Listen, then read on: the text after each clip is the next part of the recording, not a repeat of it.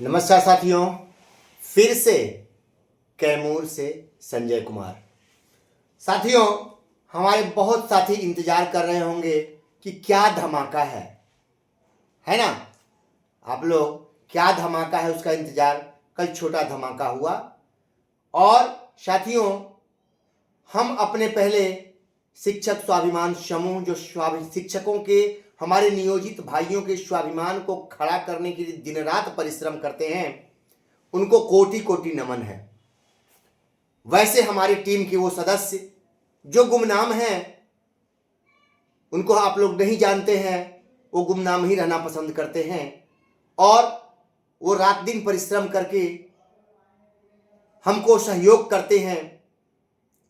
ये 20 दिन के प्रतिफल परिश्रम है उनका, जो जानकारी इकट्ठा किए, और उनका सीधा कहना है, संजय भैया आपके कहने पर, आपकी ईमानदारी पर आज हम लोग खड़े हैं।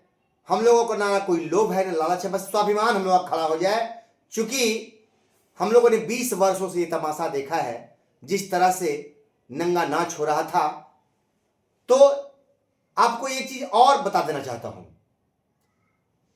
आप देखते होंगे, हम लोग पहले छोटे थे तो नाटक नौटंकी देखते थे रोडों पे। छोटे छोटे नौटंकी हुआ करते थे, उसमें नाच गाने होते थे। हम लोग भी छोटे थे, देखने आते थे।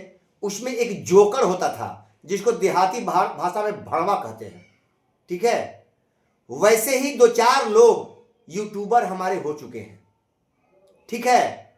उनमें शिक्षक के कोई गुण नहीं है, वो सिर्फ भड़वागिरी करते हैं, ठीक है। एक ही चीज को रिपीट करना, और वो किसी न किसी के दलाल हैं, आरोप लगाते हैं। उससे मुझे थोड़ा भी विचलित नहीं है। जवाब दे देना जरूरी हो गया मुझे कि जिसका महिमा मंडन करते हैं, उनके बारे में कई लोग बोलते रहते हैं कि वो करोड़ों का घोटाला कर चुके हैं, चंदा चोरी किए हुए हैं, और उसकी महिमा मंडन, यानी कहीं ना कहीं महसूस होता है कि ये लोग अच्छा खासा मोटा रकम वहां से दलाली हासिल कर चुके हैं, ठीक है। मैं बोलता हूं, ऐसा नहीं है, मैंने कहा ना कि मैं बोलता हूं तो बहुत तीखा बोलता हूं, क्योंकि मैं शिक्षक हूं, भड़वागिरी वाला भाषा नहीं बोल सकता। लेकिन क्या है कि वैसे लोग सीधा अब लगे हुए हैं कि संजय जी को बदनाम कैसे हो करो, नहीं तो आगे कई लोगों की कुर्सी खिसकने वाली है। और वो लग चुके हैं, ऐसे नौटंकी बाजों को लगा दिए हैं कि कैसे हो संजय जी को बदनाम करो, नहीं तो बड़ा मुश्किल हो जाएगा। चंदा तो बंद ही हो गया। अरे भैया, ये पूछो ना कि लाखों लोग चंदा दिए, उसका हिसाब पहले मांग लो। हमारे तो मात्र 200 लोग हैं, हमारे तो 200 लोग हैं, और उसमें 65 पिटिशनर हैं। सब कुछ पारदर्शी है। और एक भी, मैं चैलेंज करता हूं कि एक भी साथी कह दे कि नहीं मैंने पैसा मांगा, नहीं। और मैं ये भी क्षमता रखता हूं कि अगर साथी कहेंगे कि भैया मुझे पैसा लौटा दीजिए, तो मैं तैयार हूं, मेरे में वो क्षमता है।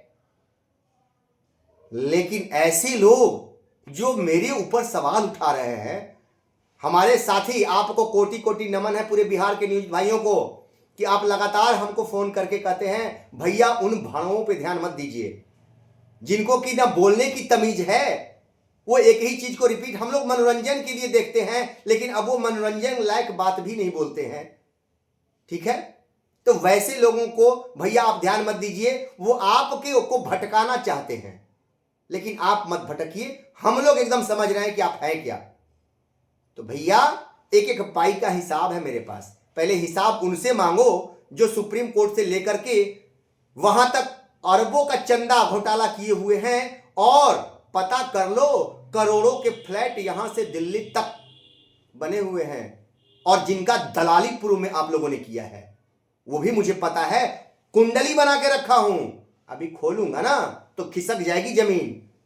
हमको फोन करके कहते हैं, शर्म नहीं आती है, कहते हैं भैया आपका कॉल रिकॉर्ड हो रहा है, सावधान रहिएगा।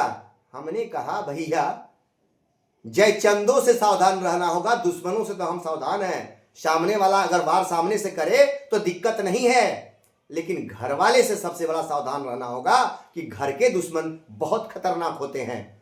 तो ऐसे लोगों से तो बाकी तो हमारे नियोजित भाई, उनको जवाब आप लोग दीजिएगा, हमारा ध्यान आप लोग नहीं भटकने दीजिए, और मैं अपने मिशन पर हूं, आप लोग निश्चिंत रहिए, अभी मिशन का परिणाम धीरे धीरे आता जाएगा। तो हम लोग चलते हैं मूल मुद्दे पर। हमने जो दिया है थंबनेल पर 16 से 20 लाख रुपए देना कैसे, प्रमाण के साथ हमारी टीम ने निकाला है। और एक दिन में चूंकि नहीं दे सकता हूं सारी चीजें, लेकिन आज छोटे रूप में दिखा दे रहा हूं कि ये चैलेंज है मेरा कि ये सरकार को देना होगा। सरकार भी जान चुकी है, कैसे समझिए। CWJC 17,372/2018, ठीक है, CWJC 22,335 2019, दोनों में सरकार हार चुकी है। दोनों में EPF के दोनों केस में सरकार हार चुकी है, समझिए बात को। उसके बाद सरकार दोनों में हारने के बाद LPA में चली गई, डबल बेंच पे। अब समझ लीजिए, डबल बेंच में LPA में चली गई। 18 जून 2025 का वो समय था जब सरकार ने LPA वापस लिया। तब तक विद्यालय अध्यापक और विशिष्ट शिक्षक में मिला करके अच्छे खासे 2.5 लाख लोग चले गए थे, लगभग 3 लाख नियोजित शिक्षक विशिष्ट बन चुके थे। तब सरकार ने ये सोचा कि अब तो यार गड़बड़ होगा, कहीं न्यायालय दंड और न मार दे, क्योंकि ये जान रहे हैं कि सुप्रीम कोर्ट तक हार मिलेगी और आगे बढ़ेंगे तो और भी दंड मिलेगा, इसलिए ये केस वापस लिया गया है। इस बात को समझिए, इस बात को समझना होगा आपको। और जब ये वापस ली तो अब देना है, कहीं लेकिन किंतु परंतु नहीं है। और भैया मैं जो कह रहा हूं, नियर अबाउट 2 लाख आपका, 2 लाख उनका, आपको भी राशि देनी होगी। हम तैयार हैं, हम तैयार हैं। और सरकार को भी राशि देनी होगी, नियर अबाउट 4 लाख रुपया, लेकिन इंटरेस्ट के साथ देना होता है। इसी बात को सरकार समझ रही थी, और तब ये केस वापस ली है कि कहीं दंड न लग जाए। और ये केस वापस लेने का मतलब हुआ कि अब सरकार को डेट ऑफ ज्वाइनिंग से हर हाल में देना है। और एक साथ 2006 यानी 2006, 3, 5 वाले 6 ही हो गया था, लगभग 20 लाख रुपया EPF के अकाउंट में देना है सरकार को। ये सरकार जान चुकी है कि जान बचने वाला नहीं है, क्योंकि आपने LPA वापस लिया है। अब आप कहीं जा भी नहीं सकते, स्वयं आपने वापस लिया है। समझ गए मेरी बात को। अब जब इनको एक 6 के बहाल हैं, उनको 20 लाख, 2010 के बहाल हैं उनको 15 लाख लगभग हो जा रहा है, और 2012 के बहाल हैं उनको लगभग 12 लाख। ये आंकड़े मैंने ऐसे नहीं दिया है, 20 दिन या 1 महीना भाई जी लग गया है तैयारी करने में इसका। और ये प्रमाणित ऐसे नहीं कि ये आंकड़े हवा में बना दिए गए हैं, वो आंकड़े हैं मेरे पास। क्योंकि एक दिन में संभव नहीं है, वो अगले दिन दिखाऊंगा फिर कि वो आंकड़े कैसे हैं, कैसे वो तैयारी है। और ऐसे नहीं, वो EPF हो, क्योंकि आपके भाई समझ लीजिए हर जगह हैं, आपके भाई, आपके परिवार हर जगह, हर कार्यालय में उपस्थित हैं, हर वो जगह उनके रिश्तेदार हैं, हर कार्यालय में हैं हम लोग।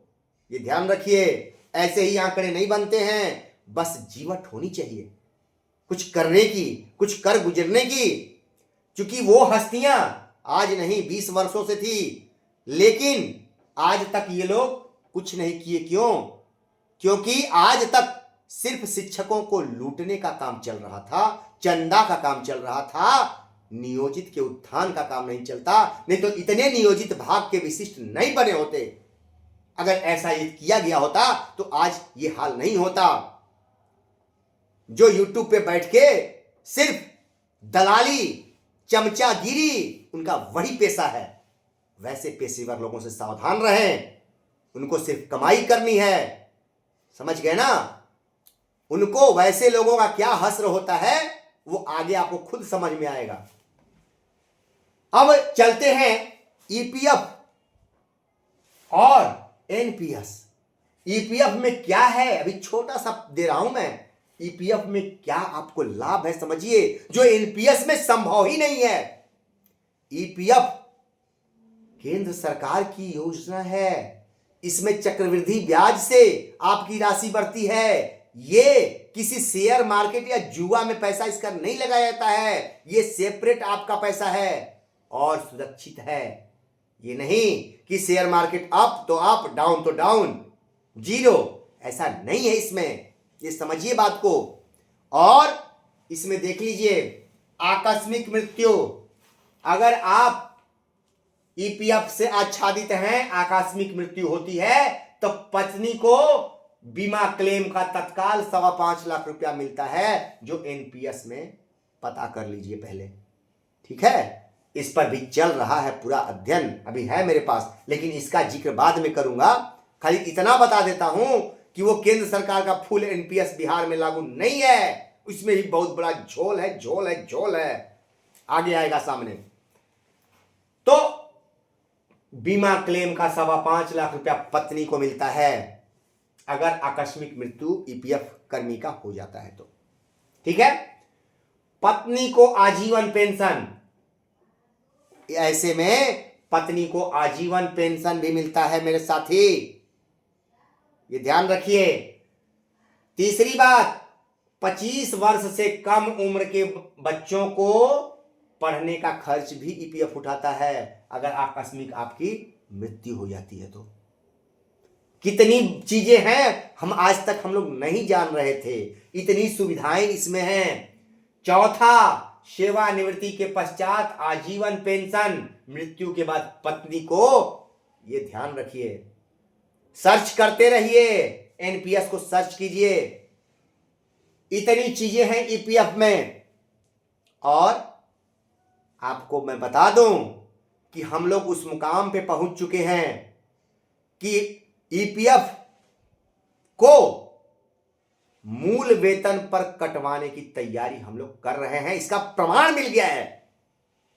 और बिना तैयारी के, क्योंकि अभी क्या चल रहा है ना भैया, हमने 4206 पर किया, स्थगित हो गया, स्टे लग गया ना। कुछ लोग अपने नाम के लिए केस लड़ते हैं। मैंने कहा कि 6 पर अगर भाई वैसे अगर लड़ाकू केस कर देते हैं तो हम किनारे हट जाएंगे, पैसा इन्वेस्ट नहीं करना है। अभी चूंकि हाई कोर्ट में 4207 पर 2 लोग केस किए हुए हैं, उसमें कुछ गड़बड़ाया हुआ है, वो आगे खुलासा हो जाएगा, सामने आएगा, क्योंकि अभी कई हमारे भाई लगे हुए हैं। लेकिन लड़ाई शिक्षकों की होनी चाहिए, स्वाभिमान की होनी चाहिए। अपनी लड़ाई पहले से लड़ते आ रहे हैं, वैसे लोगों से सावधान रहें। अब देखिए ईपीएफ इतना बढ़िया है, चक्रवृद्धि ब्याज से लेके सारी चीजें इसमें इतनी अच्छी हैं कि जिसकी तुलना आप एनपीएस से कर ही नहीं सकते हैं। एनपीएस सबसे बड़ी चीज जान लीजिए, ये कंपनी को दिया गया है, ये कंपनी को, असली मालिक इसकी कंपनियां हैं, सीधा दे दिया। इससे आपको मतलब नहीं है, लाभ कंपनी उठाती है, आपको शेयर मार्केट में फेंकती है, असली फायदा तो वहां उठता है। पूरी तरह से बिजनेस आधारित है एनपीएस। ओपीएस क्यों नहीं देती सरकार, तो यही है। लेकिन ईपीएफ आपको कम लग रहा होगा, लेकिन एक प्रमाण हम लोगों के पास मिल गया है कि सरकार को मजबूर होकर देना पड़ेगा, मूल वेतन पर काटना पड़ेगा, वो बहुत जल्दी। उसकी तैयारी भी हम लोग पूरा लगभग कर लिए हैं।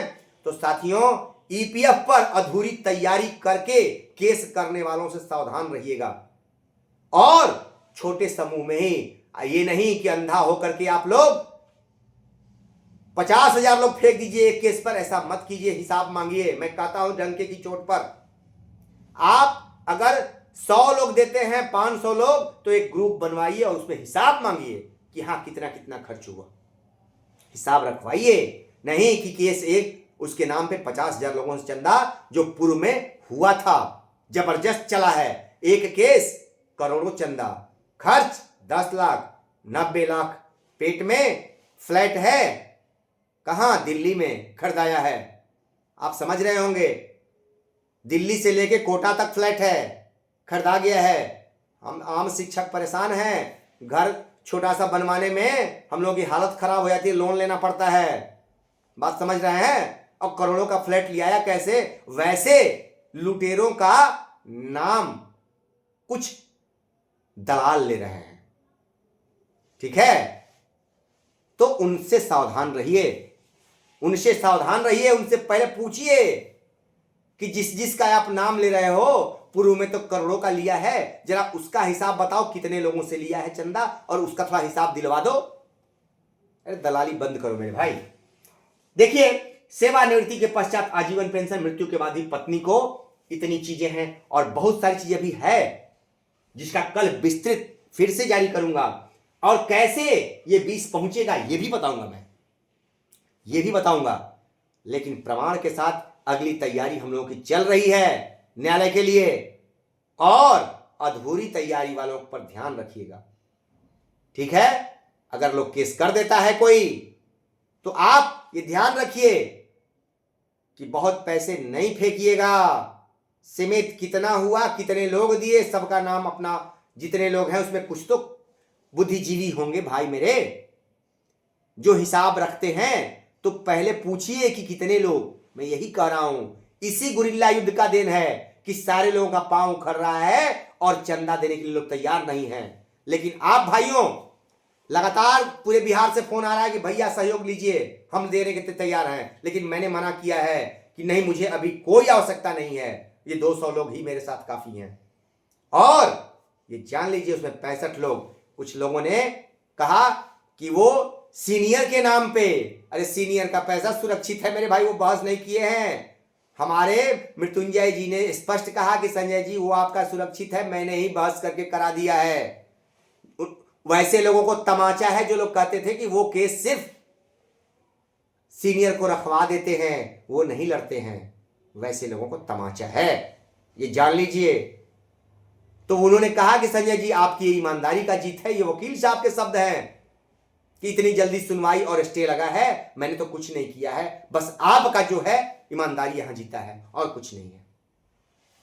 हम उन वकील साहब को भी नमस्कार करते हैं जो आपने प्रेम से, तो ये जो कह रहे हैं, प्रचार कर रहे हैं फोन पे कि पैसा, अरे नहीं मेरे भाई, वो 1-1 रुपया जो 200 लोग हैं वो हमारे कांटेक्ट में है, पूरे ग्रुप में है, वो आप चिंता नहीं करो।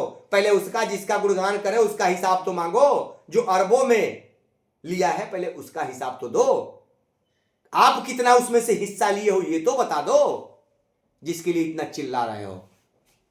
मैं नहीं चाहता था, लेकिन मजबूर कर देते हैं ऐसे लोग कुछ बोलने पर, तो उससे कोई दिक्कत नहीं है, हम अपने मिशन पर हैं। लेकिन थोड़ा थोड़ा डोज देना जरूरी था, क्योंकि वो लोग उन लोगों को सोच रहे थे कि इस आदमी को बोलना ही नहीं आता, कुछ कमियां हैं। तो ऐसी बात नहीं है भाई, घबराओ मत, उखड़ जाओगे जमीन से बहुत जल्दी, क्योंकि हम तमाशे वाले नहीं हैं, ठीक है? तो साथियों ये देखिए, ये आपको जो मैंने दिखाया है ये ठोक के बोलता हूं, ऐसे नहीं, ठोक के बोलता हूं। जब इस पे हमारी टीम ने अध्ययन पूरा कर लिया है तब मैंने बताया, और इसका कैसे 12 लाख, कैसे 20 लाख, कैसे 15 लाख, ये सारे बने हुए हैं, चार्ट तैयार करके, परिश्रम करके तो बना है, ठीक है? तो अगली कड़ी में मैं इसका खुलासा करूंगा। लेकिन आप अगर फॉर्म भर भी दिए हैं, परीक्षा दे भी दिए हैं, तो ज्वाइन नहीं कीजिएगा, क्योंकि ये राशि सरकार जानती है कि जो बच गए हैं उनको देना होगा। पूर्व के लोग चूंकि नई पेंशन में चले गए हैं, पूर्व के लोग जो विशिष्ट बन गए हैं विद्यालय अध्यापक, वो नई पेंशन में चले गए हैं। इस तरह से सरकार अपना, ये लोग न्यायालय भी जाते हैं तो सरकार अपना जान बचा लेगी, उनके लिए ये पैसा नहीं देना पड़ेगा। सरकार इस चीज को बैठी हुई है सोच करके। और अभी एक और अध्ययन चल रहा है, उसका भी खुलासा करूंगा। आप एकदम इस धमाके के साथ, जो लोग कहते हैं कि नियोजित कुछ नहीं, खोल के आंख देख लें नियोजित कितना मजबूत है। अभी ये आपको सारे लाभ मिलने जा रहे हैं, इसमें कई शंका नहीं है, क्योंकि अभी विशिष्ट बनाने के लिए अभी लगी हुई है हम जो लोग, उस पर ध्यान है कि ये चीजें अभी न आए। लेकिन मैं तो खोद खोद के निकाल दूंगा, खोद खोद के लगी हुई है हमारी टीम। तो साथियों फिर अगली कड़ी में पूरा इसका खुलासा, और एक और मैटर है उसमें भी विस्फोट करूंगा मैं, ठीक है, ये गुरिल्ला लड़ाई है, गुरिल्ला शिवाजी, छत्रपति शिवाजी की लड़ाई है। ठीक है, ध्वस्त हो जाएंगे वो दुश्मन जो नियोजित को बर्बाद करने पे तुले हैं, वो स्वयं बर्बाद हो जाएंगे, ये ध्यान रखिए। और हमारे नियोजित भाई एकदम बिंदास आप लोग रहिए। आपका ये भाई ईमानदारी से खड़ा है, 1 रुपया आपका नहीं खाएगा, ये विश्वास रखिएगा। और ये 200 लोग हमारे कांटेक्ट में हैं, वो जानते हैं कि 65 लोग 14 जिला, इसमें हमारे 200 लोगों में एक भाई खोल देता हूं 100 रुपया दिए हैं, 2 भाई 200 दिए हैं। ठीक है, वो समझ रहे होंगे मेरे भाई। और 500 लोग दिए हुए हैं, सब मिला के 200 लोग ही हैं। जो 65 लोग पिटिशनर बने हैं वो भी जानते हैं। अरे दाग लगा रहे हो, जूते खाओगे उन्हीं लोग 200 लोग गांधी मैदान में जब जुटेंगे ना और दिखाएंगे कि कैसे लड़ाई लड़ी जाती है, तो तुम जैसे दलालों का बोलती बंद हो जाएगा। नमस्कार साथियों, फिर मिलेंगे।